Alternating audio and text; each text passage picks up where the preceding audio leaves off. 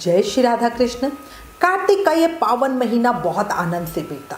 ठाकुर जी की कृपा से नियम सेवा आदि भी बहुत अच्छे से हुए। हम सब ने कार्तिक महामहत्म के 35 अध्याय भी सुने। साथ ही रोज कार्तिक माह की कहानियां सुनकर अपना कार्तिक व्रत स्नान पूजा नियम अच्छे से पूरा किया। पर नियम अभी पूरा नहीं हुआ, अभी भी कुछ करना बाकी है। क्या करना बाकी है वो आज इस वीडियो में आपको बताऊंगी। बहुत सारी जानकारी एक ही वीडियो में मिलेगी, इसलिए प्लीज वीडियो लास्ट तक जरूर देखना। अगर आप हमसे कोई प्रश्न पूछना चाहते हैं तो हमें टेलीग्राम पर मैसेज करना। और अगर आने वाले व्रत त्योहारों का रिमाइंडर, डेली का पांचांग और राशिफल अपने फोन पर पाना चाहते हो तो व्रत लिखकर 9821025751 पर व्हाट्सएप मैसेज करें। वीडियो पसंद आए तो प्लीज लाइक और शेयर जरूर करना। चैनल पर नए हो तो जल्दी से चैनल सब्सक्राइब कर देना। अब चर्चा शुरू करते हैं। देखो, आपको पता ही है कि अगर बिना आसन पूजा करी जाए तो पूजा का फल इंद्रदेव ले जाते हैं। उसी तरह सिर्फ कार्तिक पूर्णिमा पर कार्तिक स्नान व्रत नियम का उद्यापन करने से हमें कार्तिक का पूरा फल नहीं मिलता है। कार्तिक स्नान व्रत पूजा का पूरा फल तभी मिलता है जब कार्तिक पूर्णिमा के अगले दिन यानी पड़वा या प्रतिपदा को चिड़ा चिड़ी की कहानी सुनकर उनकी पूजा की जाए। चिड़ा चिड़ी की पूजा करते हुए हम अपने सुख सौभाग्य के लिए, घर में वृद्धि के लिए, धन धान्य की वृद्धि होती रहे, घर भरा पूरा रहे, उसके लिए घर बनाते हैं और चिड़ा चिड़ी की पूजा करते हैं। इस दिन भगवान कृष्ण को खिचड़ी का भोग जरूर लगाते हैं। सुबह नाश्ते में भगवान खिचड़ी खाते हैं। बढ़िया देसी घी डालकर अचार के साथ खिचड़ी का भोग लगाया जाता है। अपने सामर्थ्य के अनुसार इस भोग प्रसाद को ज़्यादा से ज़्यादा लोगों को बांटना भी चाहिए, बहुत फलकारी होता है। कार्तिक में देखो, दाल चावल तो खाए नहीं जाते हैं, इसीलिए प्रतिपदा को दाल चावल से बनी खिचड़ी को खाकर व्रत नियम को पूरा किया जाता है और वापस दाल चावल खाने की शुरुआत की जाती है। कार्तिक पूर्णिमा के अगले दिन हम जो चिड़ा चिड़ी की कहानी या खिचड़ी भोग आदि करते हैं, इसे ही कार्तिक व्रत का पारण यानी कार्तिक व्रत नियम को खोलना कहा जाता है। आप में से जो लोग भी एकादशी का व्रत करते हैं उन्हें पता होगा कि अगले दिन पूरा दिन व्रत रखने के बाद अगले दिन द्वादशी को शुभ मुहूर्त में हमें व्रत को सुबह खोलना चाहिए। और अगर वो खोला नहीं जाता तो उसके बिना आपका एकादशी व्रत का फल नहीं मिलता। इसी तरह कार्तिक में होता है। जिन्होंने सिर्फ कार्तिक स्नान किया है, कार्तिक का व्रत नहीं किया, या जिन्होंने सिर्फ पंचभीकु किया है, उन्हें भी ये पूजा और भोग आदि जरूर करना चाहिए। अब मैं आपको थोड़ा शॉर्ट में बता देती हूँ कि पूजा कैसे करनी है। कार्तिक पूर्णिमा के अगले दिन यानी पड़वा पर सुबह ये पूजा करेंगे, फिर खिचड़ी का भोग लगाएंगे। आप चाहो तो पहले पूजा कर लो, फिर भोग कान्हा को समर्पित कर सकते हो, क्योंकि देखो पूजा करने में थोड़ा सा समय लगता है। तो आप चाहो तो पहले पूजा पूरी करके और फिर बना सकते हो, या आप चाहो तो पहले खिचड़ी चढ़ा दो और उस समय में आप पूजा करते रहो, ताकि जब तक आपकी पूजा होगी खिचड़ी बनके तैयार हो जाएगी। चलिए अब हम पूजा शुरू करते हैं।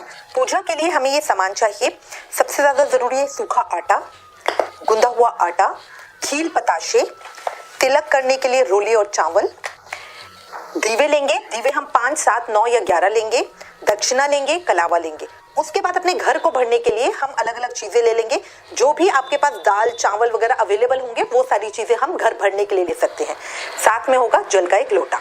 ठीक है, ये घर हम बनाते हैं किसी खुली जगह में, तो आप अपने घर के छत पे बना सकते हो, बालकनी में बना सकते हो, जहाँ तुलसी महारानी स्थापित है तुलसी महारानी के सामने बना सकते हो, पथवारी के सामने बना सकते हो, वहां पे हम इस घर को बनाएंगे। ठीक है, अगर आप चाहें तो ये घर चावल से भी बना सकते हैं, चावल से बना सकते हैं, इसका विधान है। बट अगर मान लीजिए आपने खुली जगह पे बना रखा है और फिर क्या होता है, चिड़िया वगैरह आके उस चावल को चुगती है। ये कहा जाता है कि कच्चे चावल खाने से छोटी चिड़िया का गर्भ गिर जाता है, तो इसलिए अच्छा होगा कि अगर हम आटे से बनाएं। अब हम इसको लेंगे और बनाना शुरू करेंगे। सबसे पहले हम अपना चौक पूर कर एक बनाएंगे। तो अब मुझे एक स्क्वायर बनाना है।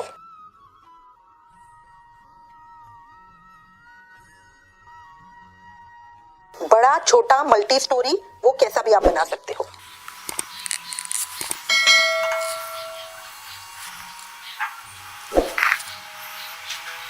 अब ये हमारे घर का नक्शा बन गया है, समझ लीजिए नींव खुद गई है। अब इसके बाद इसके अंदर हम छोटे छोटे कमरे बनाएंगे। तो वो आप किसी भी तरह के, किसी भी शेप के, किसी भी डिजाइन के बना सकते हो, जैसे भी आप अपना घर चाहते हो। बस हर कमरे में दरवाजा जरूर छोड़िएगा, ये ध्यान रखिएगा।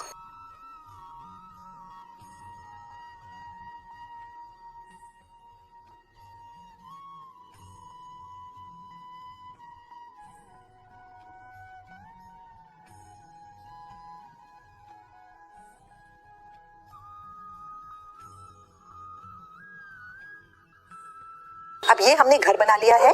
इसको आप किसी भी साइज में बसा सकते हैं, किसी भी डिजाइन में, चाहे तो इस तरह करके यहाँ पे स्क्वायर बना सकते हैं। ये हमारे अलग अलग कमरे हैं, ये हमारा हॉल है, ठीक है। अब ये बनाने के बाद हर कमरे के अंदर दरवाजा जरूर रहेगा, कोई भी कमरा बंद मत कीजिएगा, क्योंकि खुले जहां से लक्ष्मी भी प्रवेश कर सके।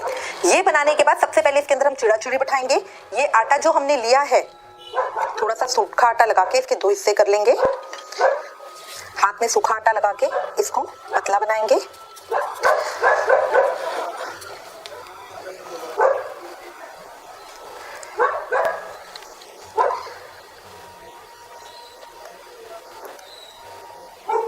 बस इसको हमें छोटी सी चिड़िया की शेप देनी है।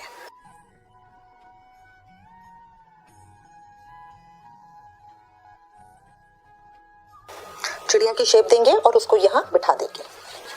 फिर दूसरे का भी चिड़ा और चिड़ी दोनों जोड़े से बनाते हैं, कभी भी ये खाली अकेला नहीं होता है। चिड़ा चिड़ी हमेशा जोड़े से बनते हैं। इस तरह से लेके ये बीच के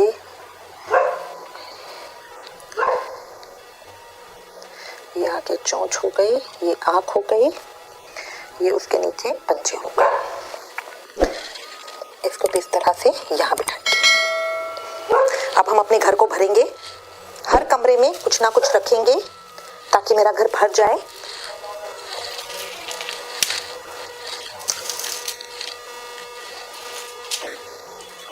ये हमने कर दिया है।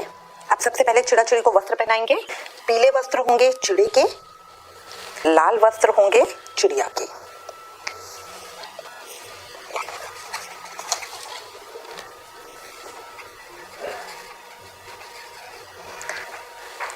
तिलक करेंगे, चावल चढ़ाएंगे। अब इनको भोग लगाएंगे। तो यहाँ पे हम पताशे से, खील पताशों से भोग लगा सकते हैं, मिठाई से भोग लगाएंगे। इनके खाने के लिए रखिएगा जरूर खील पताशे। दोनों को मैंने भोग लगा दिया है। अब आप यहाँ पे दीवे लगाएंगे। तो दीवे आप कहीं भी लगा सकते हैं, एंट्रेंस पे और एक चिड़ा चिड़ी के पास। तो इस तरह मैंने 5 दीवे लगाए हैं। आप चाहो तो 9 लगा सकते हो, 11 लगा सकते हो। दक्षिणा चढ़ा के हम इन सारे दीवों को प्रज्वलित कर लेंगे।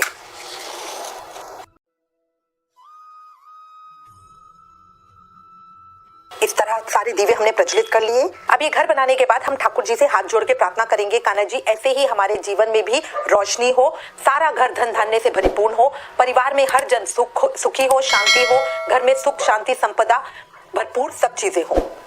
प्रार्थना करेंगे। ये घर बनाने के बाद यहाँ बैठ के कुछ ना कुछ भजन कीर्तन जरूर कीजिएगा। अगर आपको गाना नहीं आता तो फोन के ऊपर चला सकते हो, बट यहाँ बैठ के कुछ भजन कीर्तन जरूर कीजिएगा। और उसके बाद जय करके हम उठ जाएंगे।